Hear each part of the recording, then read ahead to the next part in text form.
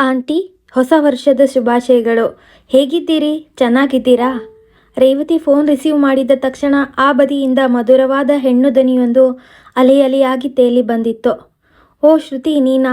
ನಾನು ಚೆನ್ನಾಗಿದ್ದೀನಿ. ನೀನು ಚೆನ್ನಾಗಿದ್ದೀಯಾ? ನಿನಗೂ ಹೊಸ ವರ್ಷದ ಶುಭಾಶಯಗಳು.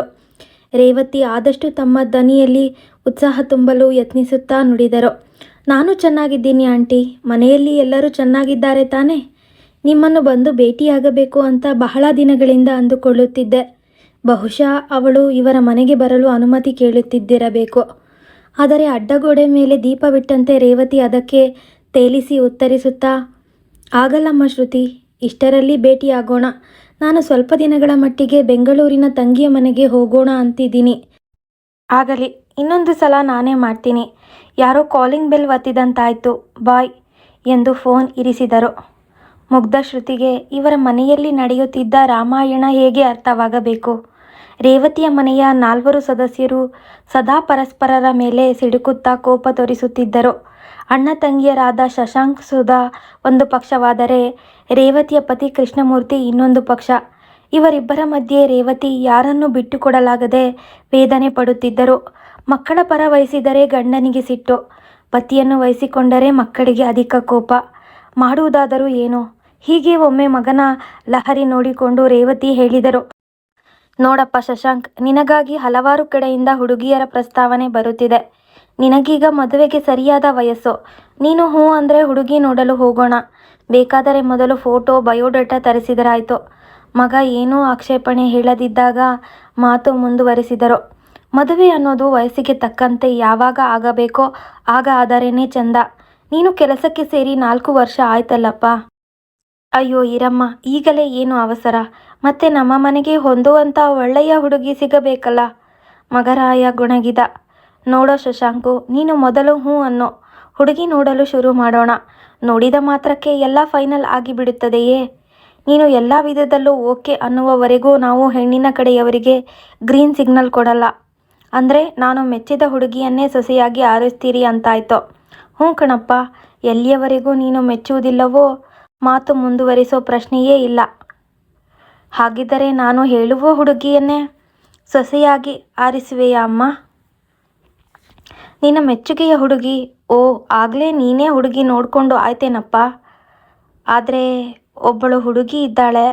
ನೀನು ಒಮ್ಮೆ ಅವಳನ್ನು ಮೀಟ್ ಮಾಡು. ಖಂಡಿತ ಬೇಡ ಅನ್ನೋಲ್ಲ. ಯಾವಾಗ ಕರೆದುಕೊಂಡು ಬರ್ತೀಯಾ? ರೇವತಿ ಬೇಕೆಂದೇ ಹುಸಿ ಮುನಿಸಿಕೊಂಡ ಹಾಗೆ ಮುಖ ಮಾಡುತ್ತಾ ಹೇಳಿದರು. ಹಿರಿಯರ ಅನುಮತಿಗೆ ಕಾಯದೆ ಮಗ ಆಗಲೇ ಯಾರನ್ನೋ ಆರಿಸಿಕೊಂಡಿರುವುದು ಅವರಿಗೆ ತುಸು ಕಸಿವಿಸಿ ಎನಿಸಿತು. ನೀನು ಯಾವಾಗ ಹೇಳಿದರೆ ಆಗ ಕರೆದುಕೊಂಡು ಬರ್ತೀನಿ. ಶ್ರುತಿ ಅಂತೂ ನಮ್ಮ ಮನೆಗೆ ಬರಬೇಕು ಅಂತ ತುದಿಗಾಲ ಮೇಲೆ ನಿಂತಿರ್ತಾಳೆ. ಆದರೇನಪ್ಪ, ಈ ವಿಷಯ ಮನೆಯಲ್ಲಿ ನಿನಗೆ, ಅಪ್ಪಾಜಿಗೆ ಹೇಗೆ ಹೇಳೋದು ಅಂತ ಗೊತ್ತಾಗದೆ ಕಾಯುತ್ತಿದ್ದೆ. ಸದ್ಯ ಮಗ ಮದುವೆಗಾದರೂ ಹಿರಿಯರ ಅನುಮತಿಗಾಗಿ ಕಾಯುತ್ತಿದ್ದಾನಲ್ಲ ಎಂದು ಆಕೆಗೆ ಸಮಾಧಾನವಾಯಿತು. ನಂತರ ಹೇಳಿದರು, ಇರಲಿ, ತಮಾಷೆ ಸಾಕು. ಈಗ ಹೇಳಪ್ಪ, ನೀನು ಮದುವೆ ಆಗೋ ಹುಡುಗಿ ಹೇಗಿರಬೇಕು? ನಾನೇನು ತಮಾಷೆ ಮಾಡ್ತಿಲ್ಲ ಅಮ್ಮ, ತುಸು ಗಂಭೀರವಾಗಿ ಶಶಾಂಕ್ ಹೇಳಿದ. ಅಂದರೆ ನೀನು ಆ ಹುಡುಗಿಯನ್ನೇ ಮದುವೆಯಾಗೋದು ಅಂತ ತೀರ್ಮಾನಿಸಿ ಬಿಟ್ಟಿದ್ದೀಯಾ?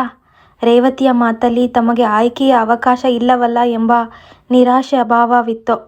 ಬಲು ಮುಗ್ಧನಾಗಿದ್ದ ಮಗ ಎಲ್ಲ ಕೆಲಸಕ್ಕೂ, ಕಾಲೇಜ್, ಕೋರ್ಸ್, ಗಾಡಿ ಇತ್ಯಾದಿಗಳಿಗೆ ಅಮ್ಮನ ಸಲಹೆ ಕೇಳುತ್ತಿದ್ದವನಿಗೆ ಈ ವಿಷಯದಲ್ಲಿ ಹಿರಿಯರ ನೆರವು ಬೇಡವಾಯಿತೆ? ಒಬ್ಬನೇ ನಿರ್ಧಾರ ಕೈಗೊಂಡನೆ. ಆದರೆ ಅಪ್ಪಾಜಿಯ ವಿಷಯ? ರೇವತಿ ತುಸು ಸೋತ ಧ್ವನಿಯಲ್ಲಿ ನುಡಿದರು. ಅವರು ಅಷ್ಟು ಸುಲಭವಾಗಿ ಒಪ್ಪುವುದಿಲ್ಲಪ್ಪ. ನಿನಗೆ ಅವರ ಸ್ವಭಾವ ಗೊತ್ತಿದೆ ತಾನೇ? ಮನೆತನ, ಕುಲ, ಗೋತ್ರ, ಜಾತಕ ಎಲ್ಲ ಹೊಂದಬೇಕು ಅಂತ ನೋಡ್ತಾರೆ. ಅದೆಲ್ಲ ನನಗೆ ಗೊತ್ತಿಲ್ಲಮ್ಮ. ಅಪ್ಪಾಜಿನ ನೀನೇ ಒಪ್ಪಿಸ್ಬೇಕಷ್ಟೆ. ಅದು ಸರಿ, ಅವರು ಯಾವ ಜನ? ತುಸು ಸಮಾಧಾನ ಮಾಡಿಕೊಳ್ಳುವಂತೆ ಹೇಳಿದರು. ನಮ್ಮವರಲ್ಲ ಅನಿಸುತ್ತೆ, ಆದರೆ ವೆಜಿಟೇರಿಯನ್ಸ್ ಅಂತೂ ಗ್ಯಾರಂಟಿ. ಅವಳ ಅಣ್ಣ ತಂದೆ ಎಲ್ಲರೂ ಡಾಕ್ಟರ್ಸ್.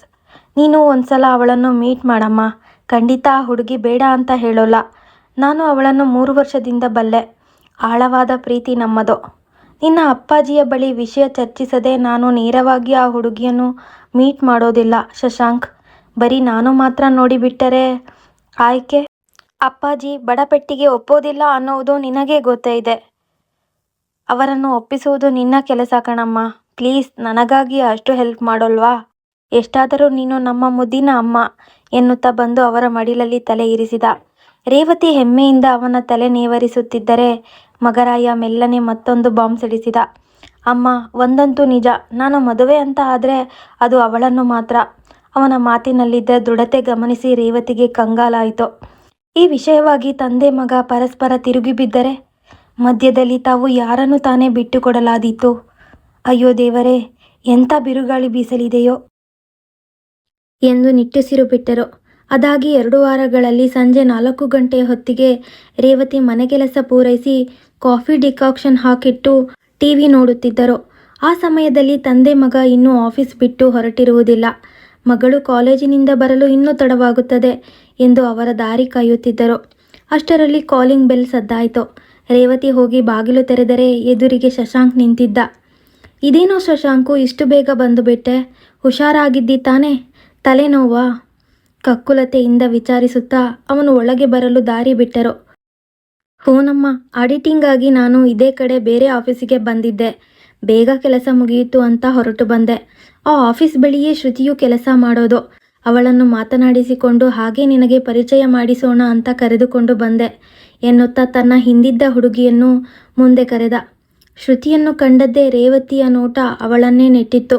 ಒಂದು ಸಲ ಅವಳನ್ನು ನೋಡಿದರೆ ಬೇಡ ಎಂದು ತಿರಸ್ಕರಿಸಲು ಮನಸ್ಸಾಗದು ಎಂದು ಶಶಾಂಕ್ ಹೇಳಿದ್ದು ಅಕ್ಷರಶಃ ನಿಜ ಎನಿಸಿತ್ತು. ತೆಳ್ಳಗಿನ ನಿಂಬೆ ಬಣ್ಣದ ಆಕರ್ಷಕ ವ್ಯಕ್ತಿತ್ವ,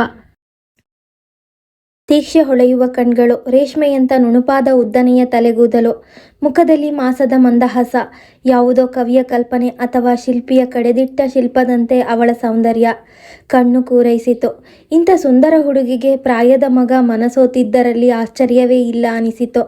ಶ್ರುತಿ ನಿಜಕ್ಕೂ ಸುಂದರ ಹುಡುಗಿ. ಅವರಿಬ್ಬರಲ್ಲಿ ಸ್ನೇಹ ಸಹಜವಾಗಿ ಬೆಳೆದಿದ್ದರಲ್ಲಿ ಆಶ್ಚರ್ಯವಿಲ್ಲ. ಇವಳು ನಮ್ಮ ಪಂಗಡದ ಹುಡುಗಿ ಆಗಿದ್ದಿದ್ದರೆ ಚೆನ್ನಾಗಿರುತ್ತಿತ್ತು. ಆದರೆ ಏನು ಮಾಡುವುದು? ಮಗನ ಆಯ್ಕೆಯನ್ನು ಒಮ್ಮೆಲೇ ತಿರಸ್ಕರಿಸುವ ಹಾಗಿಲ್ಲ. ಇಷ್ಟು ವರ್ಷಗಳ ಒಡನಾಟದಲ್ಲಿ ಅವಳನ್ನೇ ಸಂಗಾತಿಯನ್ನಾಗಿ ಆರಿಸಿದ್ದಾನೆಂದರೆ ಖಂಡಿತ ಅವಳಲ್ಲಿ ಏನೋ ವೈಶಿಷ್ಟ್ಯಗಳು ಇರಲೇಬೇಕು ಎಂದುಕೊಳ್ಳುತ್ತಾ ರೇವತಿ ತಕ್ಷಣ ಯಜಮಾನರನ್ನು ನೆನೆದು ಅವರನ್ನು ಒಪ್ಪಿಸುವುದು ಹೇಗೆ ಎಂದು ಕಸಿವಿಸಿಗೊಳಗಾದರು. ಆದರೆ ಈಗ ಯೋಚಿಸುತ್ತಾ ಕೂರಲು ಸಮಯ ಇರಲಿಲ್ಲ. ಎದುರಿಗೆ ನಿಂತ ಬಂಗಾರದ ಪುತ್ಥಳಿಯಂಥ ಈ ಹುಡುಗಿ ಮುಂದೆ ಈ ಮನೆಯ ಸೊಸೆಯೇ ಆಗುವಳಿದ್ದಳು. ತಮ್ಮ ಕುಟುಂಬದ ಒಬ್ಬ ಸದಸ್ಯಳಾಗಲಿರುವ ಈ ಹುಡುಗಿಯನ್ನು ಆದರದಿಂದ ಬರಮಾಡಿಕೊಳ್ಳಬೇಕು ಎನಿಸಿತು. ಅವಳೀಗ ಸದ್ಯಕ್ಕಂತೂ ಆ ಮನೆಯ ಅತಿಥಿಯಾಗಿಯಷ್ಟೇ ಆಗಮಿಸಿದ್ದಳು. ಅದು ಮಗ ಮೆಚ್ಚಿದ ಹುಡುಗಿ. ಬಾಮ್ಮ ಶ್ರುತಿ, ಒಳಗೆ ಬಾ. ರೇವತಿ ಅವಳನ್ನು ಕೈ ಹಿಡಿದು ಕರೆದುಕೊಂಡು ಹೋಗಿ ಸೋಫಾದಲ್ಲಿ ಕೂರಿಸಿದರು. ಅವಳಲ್ಲಿ ಅರ್ಧ ಗಂಟೆ ಕುಳಿತಿದ್ದಳು. ರೇವತಿ ಜ್ಯೂಸ್ ತಂದುಕೊಟ್ಟು ಕುರುಕಲು ಖಾರದ ಅವಲಕ್ಕಿ ನೀಡಿದರು. ಔಪಚಾರಿಕ ಮಾತುಕತೆ ನಡೆಯಿತು. ಬಲು ನಯ ನಾಜೂಕಿನಿಂದ ಸುಸಂಸ್ಕೃತವಾಗಿ ನಡೆದುಕೊಂಡ ಶ್ರುತಿ ರೇವತಿಯರ ಮನ ಗೆದ್ದಿದ್ದಳು. ಮಗನ ಆಯ್ಕೆ ಬೇಡವೆನ್ನಲು ಅವರ ಬಳಿ ಕಾರಣವೇ ಇರಲಿಲ್ಲ. ಬರ್ತೀನಿ ಆಂಟಿ, ನಾನಿನ್ನು ಹೊರಟೆ. ನಿಮ್ಮನ್ನು ಭೇಟಿಯಾಗಿದ್ದು ಬಹಳ ಸಂತೋಷವಾಯಿತು. ಇನ್ನೊಮ್ಮೆ ಯಾವಾಗಲಾದರೂ ಬರ್ತೀನಿ. ನೀವು ಸಹ ಸುಧಾ ಜೊತೆ ನಮ್ಮ ಮನೆಗೆ ಖಂಡಿತ ಬನ್ನಿ. ನಮಸ್ತೆ ಎನ್ನುತ್ತಾ ಅವರ ಕಾಲಿಗೆರಗಿ ಆಶೀರ್ವಾದ ಪಡೆದು ಹೊರಟು ಬಿಟ್ಟಳು. ರೇವತಿ ಈ ವಿಷಯವನ್ನು ಯಾವ ರೀತಿ ಕೃಷ್ಣಮೂರ್ತಿಗಳ ಬಳಿ ಹೇಳಿ ಅವರನ್ನು ಒಪ್ಪಿಸುವುದು ಎಂದು ಬಹಳ ಹೊತ್ತಿನಿಂದ ಆಲೋಚಿಸುತ್ತಿದ್ದರು. ಅಂತೂ ಒಂದು ಅವಕಾಶ ಸಿಕ್ಕಿತು. ಆಫೀಸ್ ಕೆಲಸವಾಗಿ ಶಶಾಂಕ್ 1 ವಾರದ ಮಟ್ಟಿಗೆ ಮುಂಬೈಗೆ ಹೊರಟಿದ್ದ. ಅದೇ ಸರಿಯಾದ ಸಮಯ ಎಂದು ಮಗನಿಲ್ಲದ ಹೊತ್ತಿನಲ್ಲಿ ಪತಿಯ ಬಳಿ ಅವನ ಪ್ರೇಮ ಪ್ರಕರಣ, ಮದುವೆಯ ವಿಷಯ ತಿಳಿಸಿದರು. ಎದುರಿಗೆ ಮಗ ಇದ್ದಿದ್ದರೆ ಅವರ ಕೋಪ ಹೇಗೆ ತಿರುಗುತ್ತಿತ್ತೋ ಏನೋ. ಕೆಲವು ದಿನಗಳಾದ ಮೇಲೆ ಅವನು ಎದುರಿಗೆ ಬಂದರೆ ಕೋಪದ ತೀಕ್ಷ್ಣತೆ ಕಡಿಮೆಯಾಗಿರಬಹುದು ಎನಿಸಿತು. ಇದ್ದಬದ್ದ ಧೈರ್ಯ ಒಗ್ಗೂಡಿಸಿಕೊಂಡು ಎಲ್ಲವನ್ನೂ ವಿವರಿಸಿದರು. ಎಲ್ಲವನ್ನೂ ಕೇಳಿದ ನಂತರ ನಿರೀಕ್ಷಿಸಿದಂತೆ ಕೃಷ್ಣಮೂರ್ತಿಗಳ ಕೋಪ ಕೆರಳಿತು. ಯಾರು ಶ್ರುತಿ? ಯಾವ ಶ್ರುತಿ? ನಿನ್ನ ಮಗ ಕುಣಿಯುತ್ತಿದ್ದಾನೆ ಅಂತ ನೀನು ಅವನ ಪರವಾಗಿ ಶಿಫಾರಸು ಮಾಡುವುದೇ? ಇನ್ನು ಮುಗ್ಧ ಅಂದರೆ ತಾಯಿಯಾದ ನಿನಗೆ ಜವಾಬ್ದಾರಿ ಬೇಡವೇ? ಅವನ ಒಳ್ಳೆಯದ್ದು ಕೆಟ್ಟದ್ದು ಯೋಚಿಸುವುದು ಬೇಡವೇ? ಅವರು ಹೇಳಿದರು. ಅದೆಲ್ಲ ಸರಿ, ಆದರೆ ವಯಸ್ಸಿಗೆ ಬಂದ ಮಗನನ್ನು ಎದುರಿ ಹಾಕಿಕೊಳ್ಳಬಾರದು ಅನ್ನುವುದು ಎಲ್ಲಕ್ಕಿಂತ ಹೆಚ್ಚಿನ ವಿವೇಕ ಅಲ್ಲವೇ? ಶ್ರುತಿ ಅವನು ಮೆಚ್ಚಿಕೊಂಡಿರುವ ಹುಡುಗಿ. ಮದುವೆ ಆಗ್ತೀನಿ ಅಂತಿದ್ದಾನೆ. ಎಂದು ಅನುನಯನವಾಗಿ ಹೇಳಿದರು. ಅವನೊಬ್ಬ ದೊಡ್ಡ ಮನುಷ್ಯ ಹೇಳಿಬಿಟ್ಟ. ನೀನು ಒಪ್ಪಿಕೊಂಡು ಬಿಡ್ತೀಯಾ? ಅವಳು ಯಾರ ಪೈಕಿ, ಯಾವ ಕುಲ, ಗೋತ್ರ, ಜಾತಕ ತರಿಸಿ ನೋಡುವುದು ಏನೂ ಬೇಡವೇ? ಜಾತಕ ಹೊಂದಾಣಿಕೆ ಆಗದೆ ನಾನು ಈ ಮದುವೆಗೆ ಖಂಡಿತ ಒಪ್ಪುವುದಿಲ್ಲ. ಮೂರ್ತಿಗಳು ಮುಖ್ಯವಾದ ವಿಷಯಕ್ಕೆ ಒತ್ತು ಕೊಡುತ್ತಾ ಹೇಳಿದರು. ಈ ಒಂದು ಘಟ್ಟ ತಪ್ಪಿ ಹೋಗಲಿ ಎಂದು ರೇವತಿ ಬಹಳ ಬಯಸಿದ್ದರು.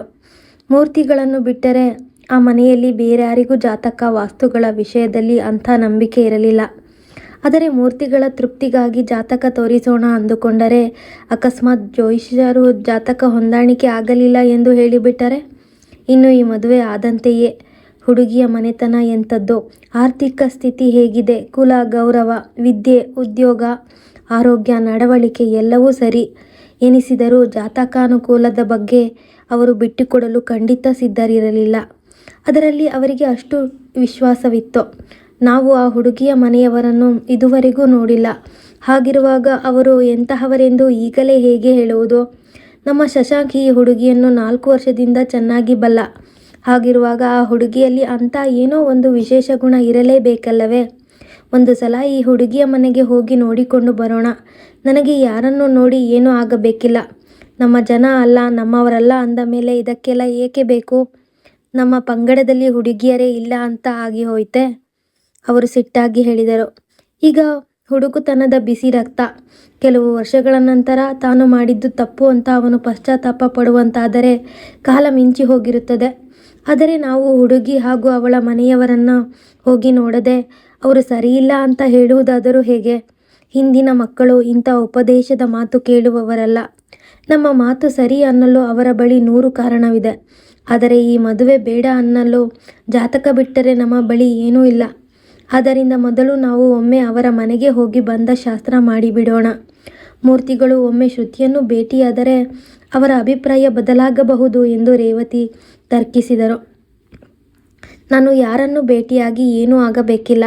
ಅವರಿಗೆ ಸಿಟ್ಟು ಹೆಚ್ಚಾಗಿತ್ತು. ಏನು ಅಂದರೆ, ಯಾಕಿಷ್ಟು ಹಠ ಮಾಡ್ತಿದ್ದೀರಿ? ಕೈಗೆ ಬಂದ ಮಗ, ಒಳ್ಳೆಯ ಹುದ್ದೆಯಲ್ಲಿ ಚೆನ್ನಾಗಿ ಸಂಪಾದಿಸುತ್ತಿದ್ದಾನೆ. ನಾವು ಬೇಡ ಎಂದ ಮಾತ್ರಕ್ಕೆ ಈ ಮದುವೆ ಬೇಡ ಎಂದು ಅವನು ಸುಮ್ಮನಿದ್ದು ಬಿಡುತ್ತಾನೆಯೇ? ಅವನು ತಾನಾಗಿಯೇ ಮುಂದೆ ಹೋಗಿ ರಿಜಿಸ್ಟರ್ ಮದುವೆ ಆದರೆ ಆಗ ಏನು ಮಾಡ್ತೀರಿ? ಈಗ ಹಿರಿಯರು ಅವರನ್ನು ಮರ್ಯಾದೆಗಾಗಿ ನಮ್ಮ ಒಪ್ಪಿಗೆ ಕೇಳ್ತಿದ್ದಾನೆ. ನೀವು ನಿಮ್ಮ ದೊಡ್ಡಸ್ತಿಕೆ ಉಳಿಸಿಕೊಳ್ಳಲು ಒಪ್ಪಿಗೆ ಕೊಟ್ಟು ಬಿಡಿ. ರೇವತಿ ತಮ್ಮ ಕೊನೆಯ ಅಸ್ತ್ರ ಬಳಸಿದರು. ಇಬ್ಬರು ವಯಸ್ಸಿಗೆ ಬಂದಿದ್ದಾರೆ. ಜೊತೆಗೆ ಹುಡುಗಿಯ ಮನೆಯವರು ಮದುವೆಗೆ ರಾಜಿಯಾಗಿದ್ದಾರೆ. ಹೀಗಾಗಿ ನಾವು ಒಪ್ಪಲಿ ಬಿಡಲಿ ಅವರು ಅದ್ದೂರಿಯಾಗಿ ಮದುವೆಯಾಗಿಯೇ ಆಗುತ್ತಾರೆ. ಆಗ ನಾವು ಎಲ್ಲರ ದೃಷ್ಟಿಯಲ್ಲಿ ಅಗ್ಗವಾಗುತ್ತೇವೆ. ರೇವತಿಯರ ಮಾತುಗಳನ್ನು ಸುಲಭವಾಗಿ ತಳ್ಳಿ ಹಾಕುವಂತಿರಲಿಲ್ಲ. ಮೂರ್ತಿಗಳು ಸ್ವಲ್ಪ ಮೆತ್ತಗಾಗುತ್ತಾ, ಸರಿ ಸರಿ, ಬೇರೆ ವಿಷಯಗಳನ್ನು ನಾವು ಬಿಟ್ಟುಕೊಟ್ಟರೂ ಜಾತಕವನ್ನಂತೂ ಖಂಡಿತ ಬಿಡಲಾಗದು.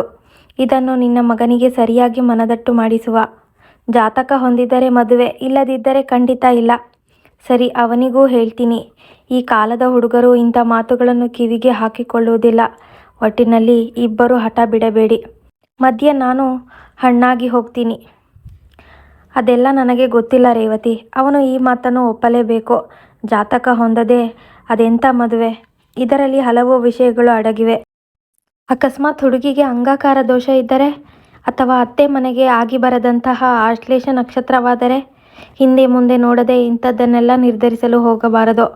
ಮೂರ್ತಿಗಳ ಮನದಲ್ಲಿ ಜಾತಕದ ಕುರಿತು ವಿಶ್ವಾಸ ಅಚಲವಾಗಿತ್ತು. ಅಂತೂ ಶಶಾಂಕ್ ಮುಂಬೈನ ಪ್ರವಾಸ ಮುಗಿಸಿ ಮೈಸೂರಿನ ಮನೆಗೆ ಮರಳಿದ. ಅವನನ್ನು ಕೂರಿಸಿಕೊಂಡು ರೇವತಿ ಪತಿ ಹೇಳಿದ ಮಾತುಗಳನ್ನು ತಿಳಿಸಿದರು. ತಂದೆಯ ತರಹವೇ ಅವನಿಗೂ ತಕ್ಷಣವೇ ಕೋಪ ನೆತ್ತಿಗೇರಿತು. ಎಷ್ಟೇ ಆಗಲಿ ತಂದೆಗೆ ತಕ್ಕ ಮಗನಲ್ಲವೇ? ಜಾತಕ ಗೀತಕ ಇದೆಲ್ಲ ನನಗೆ ಗೊತ್ತಿಲ್ಲಮ್ಮ. ನನಗೆ ಅದರ ಗೊಡವೆ ಬೇಕಾಗಿಯೂ ಇಲ್ಲ. ಅಂದರೆ ಇವರು ಹೇಳೋದು ಹುಡುಗಿಯ ಇತರ ಒಳ್ಳೆಯ ಗುಣಗಳಿಗೆ ಕವಡೆ ಕಿಮ್ಮತ್ತು ಇಲ್ಲವೇ? ಯಾರೋ ಜ್ಯೋತಿಷ್ಯರ ಬಳಿ ಹೋಗಿ ಯಾವುದೋ 2 ಕಾಗದ ಪತ್ರ ತೋರಿಸಿ ಅದು ಹೊಂದುವುದಿಲ್ಲ ಅಂದರೆ ಅವರು ಹೇಳಿದ ತಕ್ಷಣ ಅದಕ್ಕೆ ಸಂಬಂಧಿಸಿದ ಜೀವಂತ ವ್ಯಕ್ತಿಗಳ ಯಾವ ಭಾವನೆಗಳಿಗೂ ಬೆಲೆ ಕೊಡದೆ ಅವರನ್ನು ಶಾಶ್ವತ ಅಗಲಿಸಿ ಬಿಡುವುದೇ? ಅದು ಅಷ್ಟೇ ವಿಷಯ ಅಲ್ಲಪ್ಪ. ಕೇವಲ ಜಾತಕ ಹೊಂದಾಣಿಕೆ ಆದ ಮಾತ್ರಕ್ಕೆ ಮದುವೆ ಆಗಿ ಹೋಯಿತು ಅಂತಲ್ಲ. ಬೇರೆ ಇತರ ವಿಷಯಗಳ ಜೊತೆ ಜಾತಕವನ್ನು ಹೊಂದಿಸಿ ನೋಡಬೇಕಾಗುತ್ತದೆ. ರೇವತಿ ಪತಿಯನ್ನು ಬಿಟ್ಟು ಕೊಡಲಾಗದೆ ಹೇಳಿದರು. ನನಗೆ ಅದೆಲ್ಲ ಗೊತ್ತಿಲ್ಲ, ಬೇಕಾಗಿಯೂ ಇಲ್ಲಮ್ಮ. ಒಂದಂತೂ ಚೆನ್ನಾಗಿ ನೆನಪಿಟ್ಟುಕೋ, ನಾನು ಮದುವೆ ಅಂತ ಆಗುವುದಾದರೆ ಅದು ಶ್ರುತಿ ಜೊತೆ ಮಾತ್ರ, ಬೇರೆ ಇನ್ಯಾರ ಜೊತೆಯೂ ಅಲ್ಲ. ನೋಡಪ್ಪ, ಮಾತಿಗೆ ಮಾತು ಜೋಡಿಸಿ ಖಂಡಿಸುತ್ತಾ ಮುಖ ತಿರುಗಿಸಿಕೊಳ್ಳುವುದು ಯಾವುದೇ ಸಮಸ್ಯೆಗೆ ಉತ್ತರವಲ್ಲ. ನೀನು ಈ ರೀತಿ ನನ್ನ ಎಲ್ಲ ಮಾತುಗಳನ್ನು ತೆಗೆದುಹಾಕಿದರೆ ಹೇಗೆ? ಇದಕ್ಕೊಂದು ಪರಿಹಾರವಂತೂ ಬೇಕೇ ಬೇಕಲ್ಲ.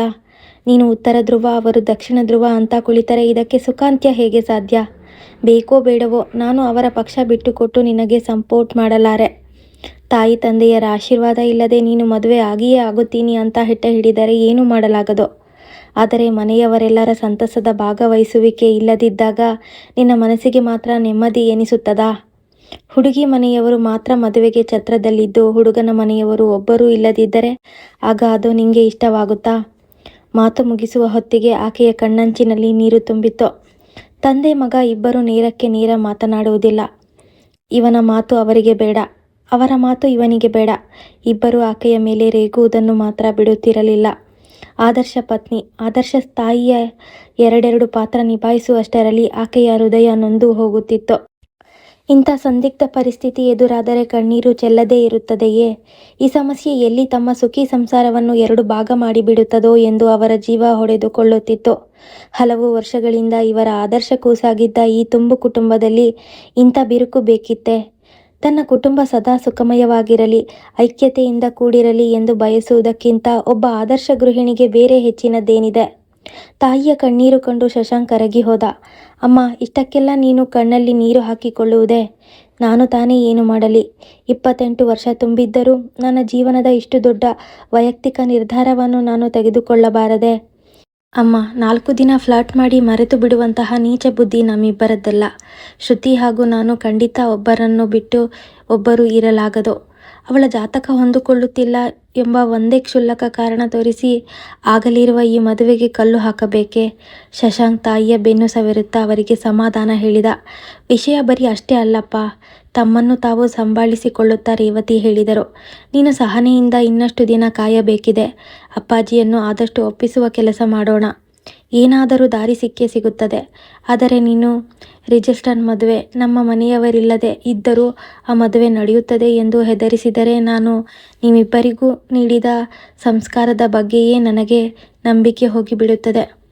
ತಾಯಿ ತಂದೆ ನಿನ್ನ ಮದುವೆಗೆ ಒಪ್ಪಿದರೆ ಸರಿ, ಇಲ್ಲದಿದ್ದರೆ ಅವರು ನಿನ್ನ ಪರಮ ಶತ್ರುಗಳು ಎಂದು ವಾದಿಸಿದರೆ ಹೇಗಪ್ಪ? ಹೆತ್ತ ಕರುಳಿನ ಸಂಕಟ ಅನುಭವಿಸಿದವರಿಗೆ ಗೊತ್ತು. ಅಯ್ಯೋ ಅಮ್ಮ, ನನ್ನ ಅರ್ಥ ಅದಲ್ಲಮ್ಮ. ಖಂಡಿತ ನನ್ನ ಕ್ಷಮಿಸಮ್ಮ, ಸಾರಿ ಎಂದು ತನ್ನ ಕಿವಿ ಹಿಡಿದುಕೊಂಡು ತಾಯಿಯ ಮನವೊಲಿಸಲು ಯತ್ನಿಸಿದ. ರೇವತಿ, ಶಶಾಂಕ್, ಸುಧಾ ಕುಳಿತು ಈ ಸಮಸ್ಯೆಗೆ ಬೇರೆ ಇನ್ಯಾವ ರೀತಿಯಲ್ಲಿ ಪರಿಹಾರ ಹುಡುಕಬಹುದು ಎಂದು ಮತ್ತೆ ಮತ್ತೆ ಚರ್ಚಿಸಿದರು. ಮನೆಯ ಶೀತಲ ಸಮರ ಪರಾಕಾಷ್ಠೆ ತಲುಪಿತ್ತು. ತಂದೆ ಮಗ ಎದುರಿಗೆ ನೋಡಿದರೂ ಏನೂ ಮಾತನಾಡದ ಸ್ಥಿತಿ ತಲುಪಿದರು. ಇಬ್ಬರೂ ತಮ್ಮ ಪಟ್ಟನ್ನು ಬಿಟ್ಟುಕೊಡಲು ಖಂಡಿತ ತಯಾರಿರಲಿಲ್ಲ. ತಂದೆ ಮಗ ಇಬ್ಬರು ಮನೆಯಲ್ಲಿ ಇರುವ ಸಮಯದಲ್ಲಿ ಮನೆ ಮಸಣ ಮೌನದ ನೆಲೆಯಾಗತೊಡಗಿತು. ಹೀಗೆ ಯೋಚಿಸಿ ಯೋಚಿಸಿ ರೇವತಿ ಕೊನೆಗೊಂದು ನಿರ್ಧಾರಕ್ಕೆ ಬಂದರು. ಏನಾದರೂ ಮಾಡಿ ಮೂರ್ತಿಗಳ ಮುಂದೆ ಶ್ರುತಿಯನ್ನು ತಂದು ನಿಲ್ಲಿಸಿದರೆ ಈ ಸಮಸ್ಯೆಗೊಂದು ಪರಿಹಾರ ದೊರಕಬಹುದು ಎನಿಸಿತು. ಶ್ರುತಿಯ ವ್ಯಕ್ತಿತ್ವವೇ ಆಗಿತ್ತು. ಅವಳ ಹೊರರೂಪ ಹಾಗೂ ಅಂತರಂಗದ ಸ್ವಭಾವ ಎದುರಿಗಿರುವವರನ್ನು ಖಂಡಿತ ಪ್ರಭಾವಿತಗೊಳಿಸದೇ ಇರುತ್ತಿರಲಿಲ್ಲ. ಆ ನಂಬಿಕೆ ರೇವತಿಯರಗಿತ್ತು. ಮೂರ್ತಿಗಳು ಸಹ ಇದರಿಂದ ಮನಸ್ಸು ಬದಲಾಯಿಸಬಹುದು ಎನಿಸಿತು. ಅದಾದ ನಂತರದ ವಿಚಾರಗಳನ್ನು ಆಮೇಲೆ ಯೋಚಿಸಿದರಾಯಿತು ಎಂದುಕೊಂಡರು. ಆದರೆ ಶ್ರುತಿಯನ್ನು ಈ ಮನೆಗೆ ಕರೆಸುವುದು ಹೇಗೆ? ಅದೇ ಹುಡುಗಿ ಎಂದು ಹೇಳಿದ ತಕ್ಷಣ ಮೂರ್ತಿಗಳು ತಟ್ಟನೆ ಮುಖ ತಿರುಗಿಸಿಕೊಂಡರೆ ಕೆಲಸ ಕೆಡುತ್ತದೆ. ಈ ವಿಷಯವಾಗಿ ಬೇರೇನಾದರೂ ಉಪಾಯ ಮಾಡುವುದೇ ಸರಿ ಎನಿಸಿತು. ಆ ವಿಷಯವಾಗಿ ಮಗನ ಜೊತೆ ಚರ್ಚಿಸಿದ ರೇವತಿ, ಶಶಾಂಕ್, ಏನಾದರೂ ಮಾಡಿ ಶ್ರುತಿಯನ್ನು 1 ವಾರದ ಮಟ್ಟಿಗೆ ನಮ್ಮ ಮನೆಯಲ್ಲಿ ಇರುವಂತೆ ಮಾಡಲು ಸಾಧ್ಯವೇ ಎಂದು ಕೇಳಿದರು. ಮುಂದೆ ಶಶಾಂಕ್ನ ಮನೆಗೆ ಶ್ರುತಿ ಬಂದ್ಲಾ? ಅವರ ಮದುವೆ ನಡೀತೋ ಇಲ್ವೋ? ಅವರ ಉಪಾಯವಾದರೂ ಏನಿತ್ತು ಎಂಬುದನ್ನು ಮುಂದಿನ ಸಂಚಿಕೆಯಲ್ಲಿ ತಿಳಿಯೋಣ. ಕತೆ ಪೂರ್ತಿಯಾಗಿ ತಿಳ್ಕೋಬೇಕು ಅಂದರೆ ಚಾನಲ್ನ ಸಬ್ಸ್ಕ್ರೈಬ್ ಮಾಡ್ಕೊಳ್ಳಿ. ಮುಂದಿನ ಸಂಚಿಕೆಗಾಗಿ ನಿರೀಕ್ಷಿಸಿ. ಈ ಕಥೆಯನ್ನು ಪೂರ್ತಿ ಕೇಳಿದ್ದಕ್ಕಾಗಿ ಧನ್ಯವಾದಗಳು.